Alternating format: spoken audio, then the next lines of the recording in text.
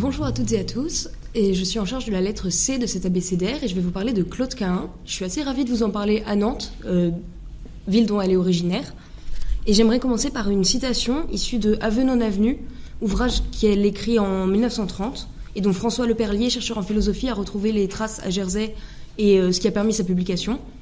Et donc cette citation qui est « Brouiller les cartes », et je vous l'ai mise dans le descriptif qui est sur le fascicule.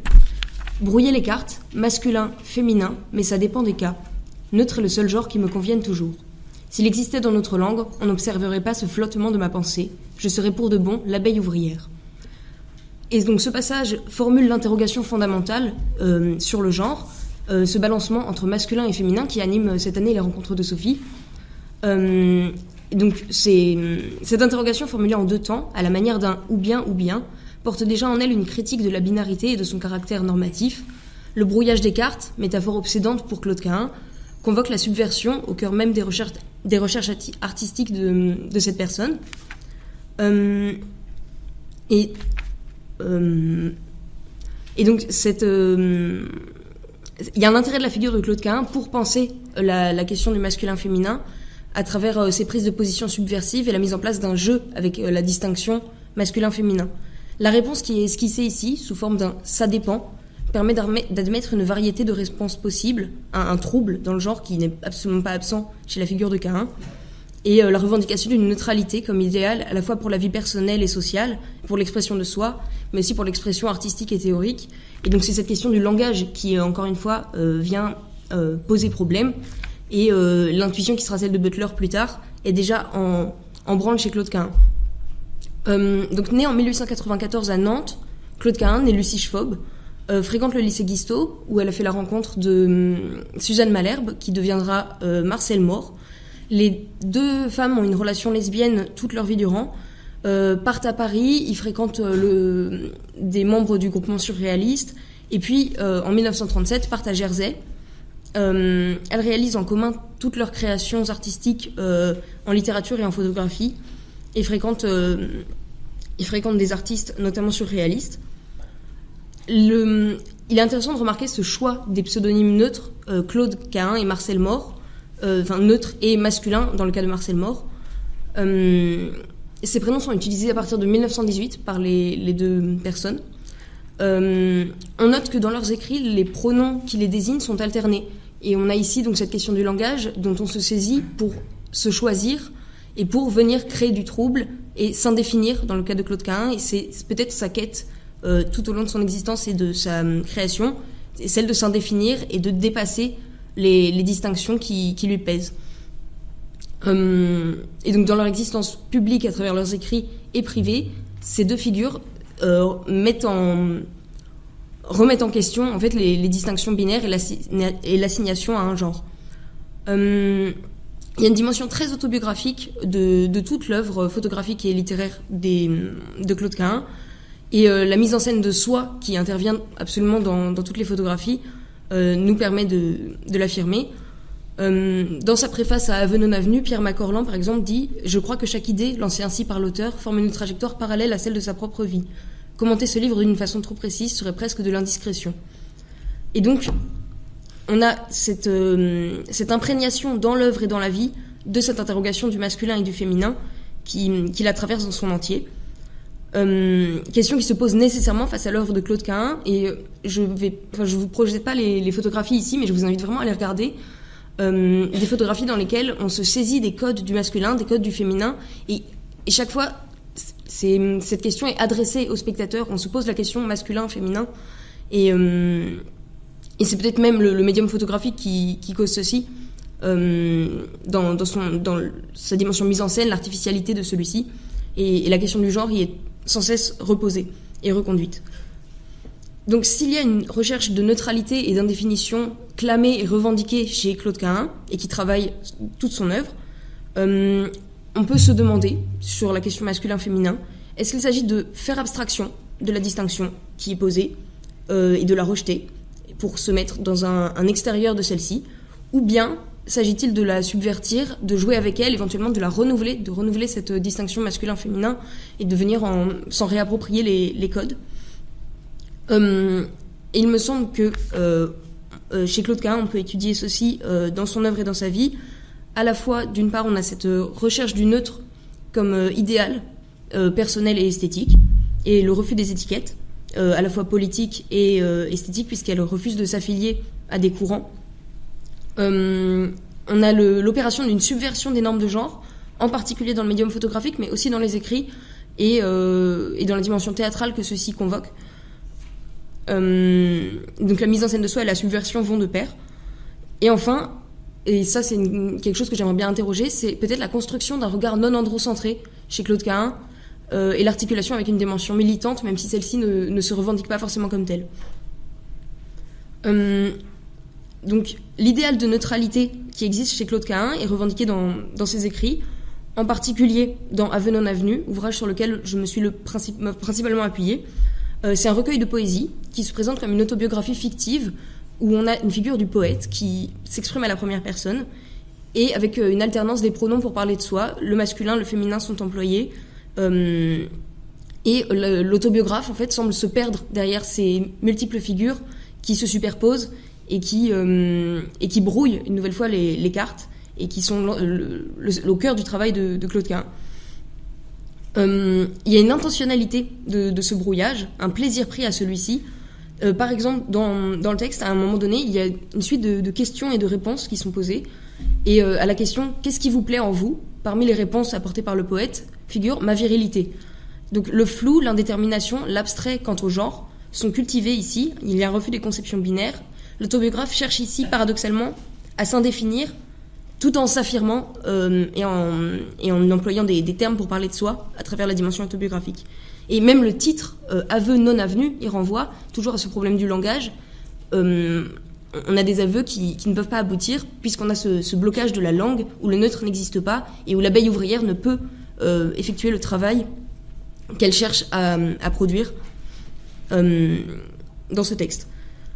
Si la binarité du genre est sans cesse critiquée ou désignée dans les textes, il y a également une critique de la binarité des concepts et une recherche de passer au-delà des dichotomies et des choses qui sont imposées de l'extérieur et pour peut-être retrouver une liberté dans l'expression artistique même.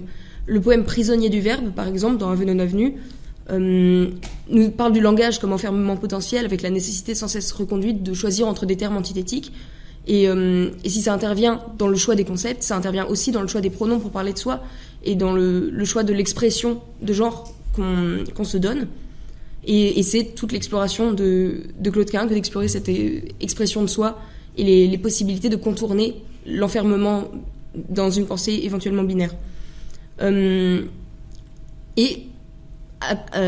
Après avoir critiqué toutes ces dichotomies, Claude Cahun va, au fur et à mesure de l'œuvre, revenir à des choses peut-être plus à la fois abstraites et des formes d'absolu ou et parfois le recours à des éléments naturels pour dépasser l'essentialisme et pour dépasser la binarité imposée. Et il y a une quête d'équilibre constante entre les genres, entre les dichotomies. Et donc l'indéfinition du personnage se fait dans cette quête d'équilibre constante. C'est un jeu d'équilibriste que nous propose Claude Cahun ici, dans son rapport éventuellement malaisé au genre et qui pourtant semble d'une fluidité absolue. Le refus des étiquettes concernant le genre se manifeste aussi dans le refus de s'affilier à des courants esthétiques ou politiques en dehors de l'appartenance au courant surréaliste que Claude Cahun revendique, ce qui est assez étonnant en vérité puisque son appartenance au surréalisme n'est pas quelque chose de simple et il y a un lien complexe puisque Claude Cahun fait la rencontre d'André Breton, a une correspondance avec lui toute sa vie durant et avec Marcel Mort les deux participent à des groupements surréalistes, en particulier l'association des écrivains et artistes révolutionnaires et pendant leurs années à Paris. Puis lorsqu'elles partent à Jersey, les deux vont s'éloigner de ces artistes tout en conservant une correspondance avec. Et ce qui est intéressant de remarquer, c'est qu'à la fin de sa vie, Claude Cahun envoie une lettre à Schuster, un surréaliste de la seconde génération après-guerre, et clame son amour du surréalisme en disant « Dans l'ensemble de ma vie, je suis ce que j'ai toujours été, mes plus anciens souvenirs d'enfance en témoignent, surréaliste, essentiellement. » Et on a là quelque chose qui participe en fait de son indéfinition, alors même qu'elle emploie des termes pour se définir. Ce qui frappe quant à la figure de Claude Cahun, c'est notamment sa singularité et son individualisme, l'impossibilité de la classifier, l'impossibilité de la mettre dans une case, et ce qu'elle cherche à faire, à travers le travail de son apparence, les cheveux, les sourcils rasés à partir de 1917, le jeu dans les photographies sur le travestissement, mais je vais y revenir. Et on pourrait voir un lien éventuel entre le rapport au genre et la revendication de neutralité et le rapport au surréalisme. Et dans l'exploration artistique, cette subversion des identités de genre va pouvoir s'exprimer pleinement, notamment dans le médium photographique, où le jeu du brouillage des pistes est le plus prégnant. Il s'agit bien de mélanger les cartes et de subvertir les normes. Toutes les photographies réalisées par Cahun sont en collaboration avec Marcel Maury.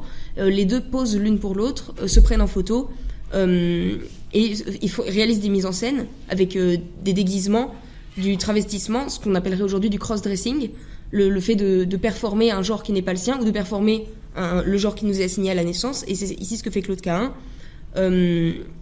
en s'attribuant des attributs de la féminité en fait dans plein de photographies, mais du maquillage, des robes, des bijoux, et en posant ainsi voilà. Et le médium photographique tel qu'elle l'utilise est assez propice à la manipulation.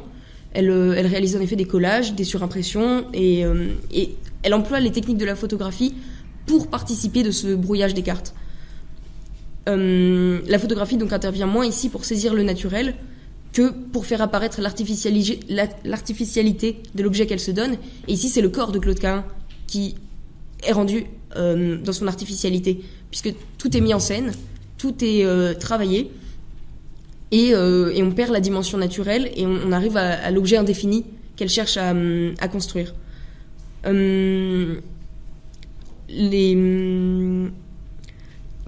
Sur les photographies mises en scène, on a Michel Poivert qui travaille sur la photographie mise en scène et en particulier la photographie surréaliste.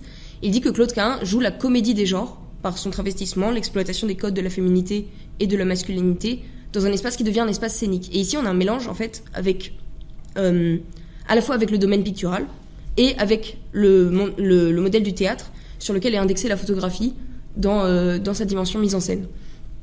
Ce qui est très probant à travers le travail sur les masques, en particulier un autoportrait avec un masque qui, dans son travail sur les ombres, nous renvoie à la fois à la peinture et au théâtre. De même, une photographie qui est une des plus connues de Claude Cahun, sur lequel figure « I am in training, don't kiss me ». On a la mise en scène, le travail des accessoires, de l'apparence, et peut-être que sa recherche du neutre et le travail sur le balancement, le « ça dépend », et s'exprime le plus dans cette photographie-là.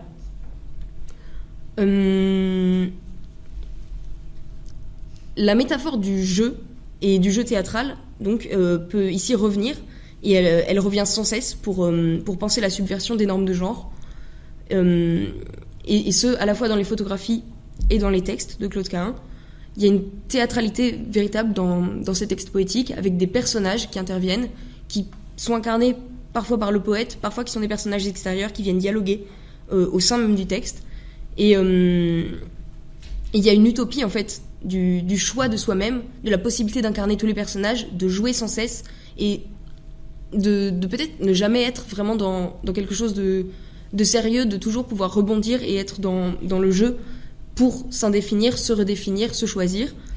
Et le théâtre est ici l'outil de la subversion par excellence.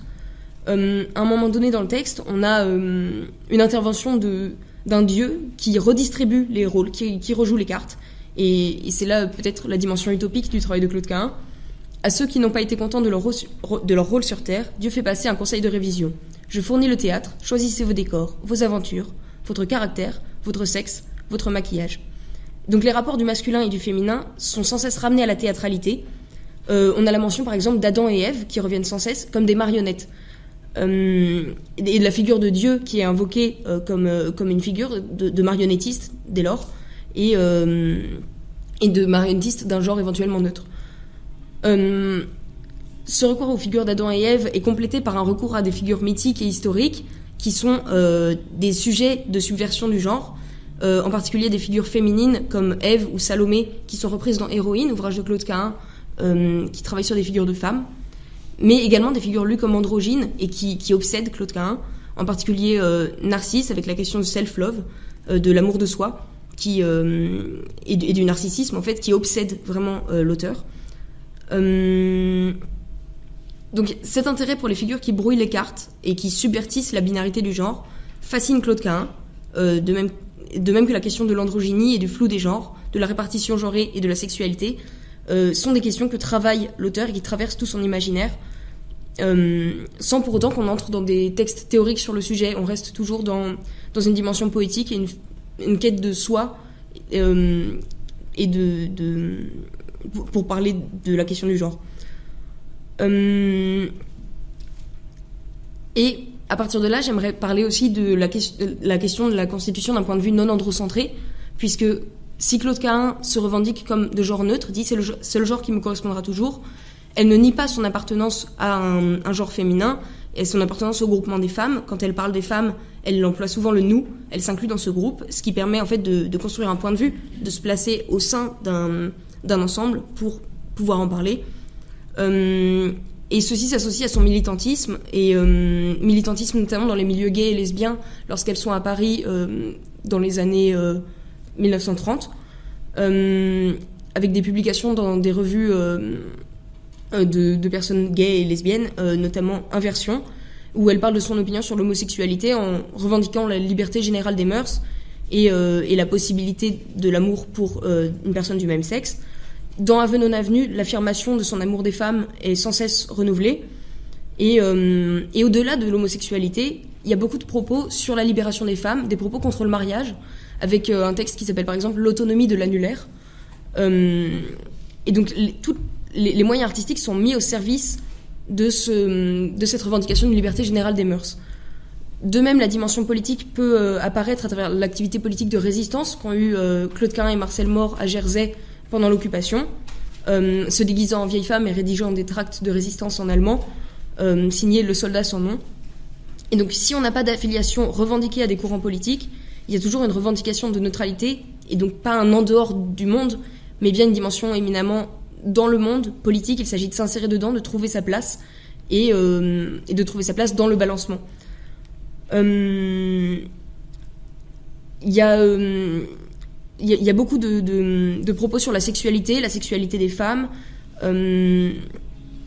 et une omniprésence de la question des normes de genre chez Claude Cahun, et normes de genre qui sont toujours ramenées à la question du langage.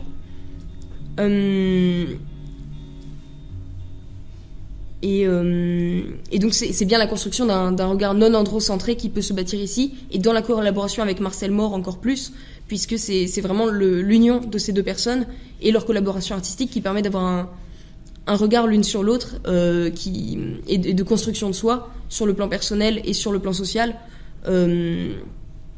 pour trouver sa place dans le balancement. Il